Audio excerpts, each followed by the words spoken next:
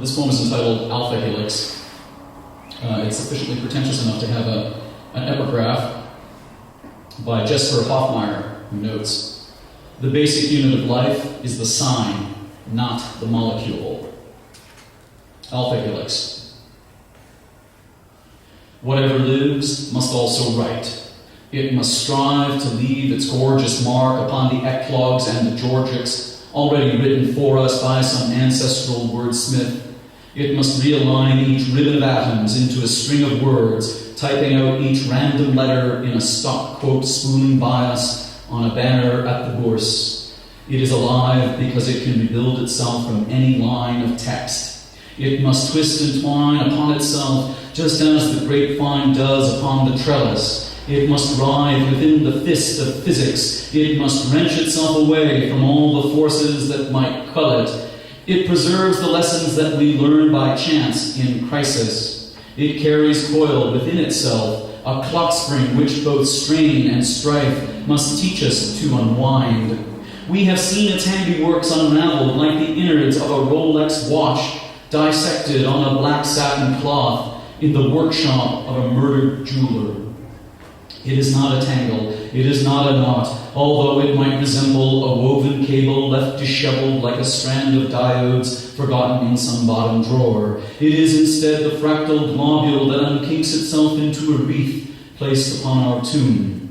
We have seen it in the eddy of a whirlpool among the grottos, and we have seen it in the gyre of a whirlwind among the grasses. It is the little vortex which can torque the corset of evolution for every micrococcus. It links the flinching of jellyfishes to the twinkling of dragonflies. It binds us all together via ligatures of carboxyl and amidogen.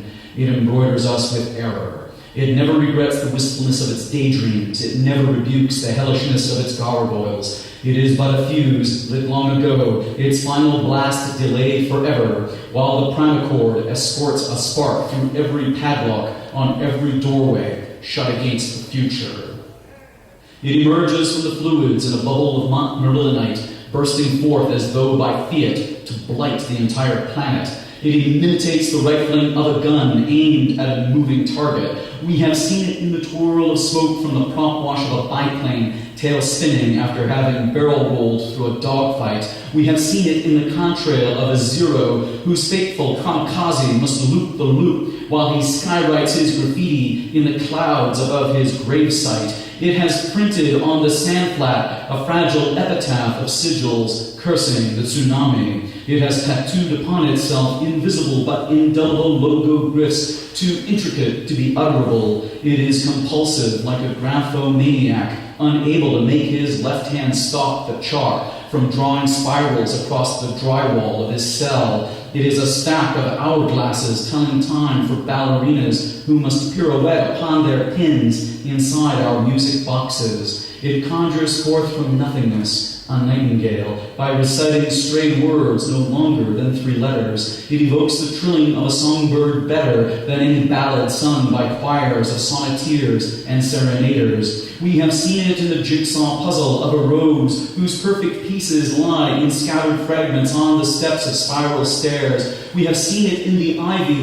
that a verdant feathered boa curls around the barber pole standing in the junkyard of our semiotic failures. It has called to mind for us a slinky which must somersault forever down the ascending escalator in the most sublime of all museums. It has spun the myriad raffle drums within which our lots, when chosen, summon one of us to face a sudden threat in brutal combat to the death. It is but a solenoid of copper wiring which must embrace the iron stem of an unseen orchid grown by electromagnets.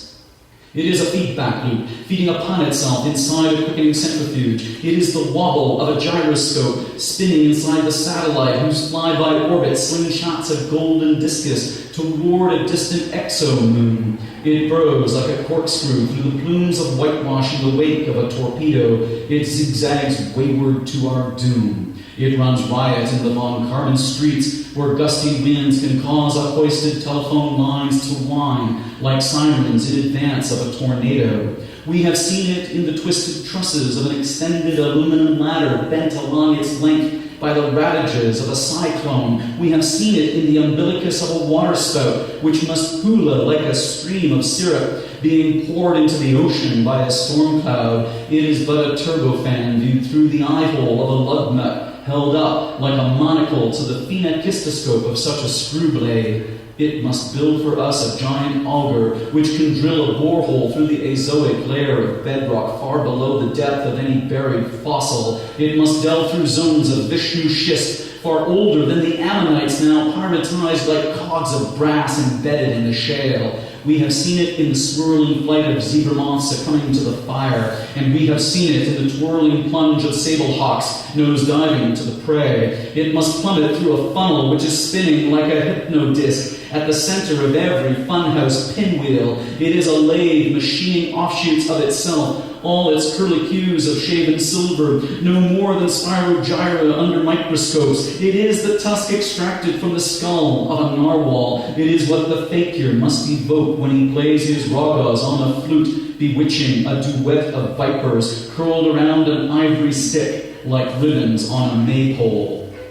We have seen it in the rope that hangs the felons, and we have seen it in the whip that goads the slaves. It has knit itself into a sylvan laurel, not unlike the diadem of dazzling moonlets which encircle the carousel of Saturn. It can circumnavigate a shooting star en route to Alpha Lyra. It can generate a gigantic field of magnetism so intense that over time its torsions interlace umbilical filaments of stardust. It must crumple up the spider web of space-time, hauling it like a trawl net down into the maelstrom of a quasar. It must test itself, proving its intelligence by eternally replaying the same game of Glasperlenspiel upon an atomic abacus. It must calculate the odds of life, delaying the doomsday of the universe. It is but a tightrope which crosses all abysses. It is but a tether which lets us undertake this spacewalk.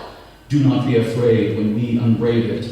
We were never intended to be tied to whatever made us.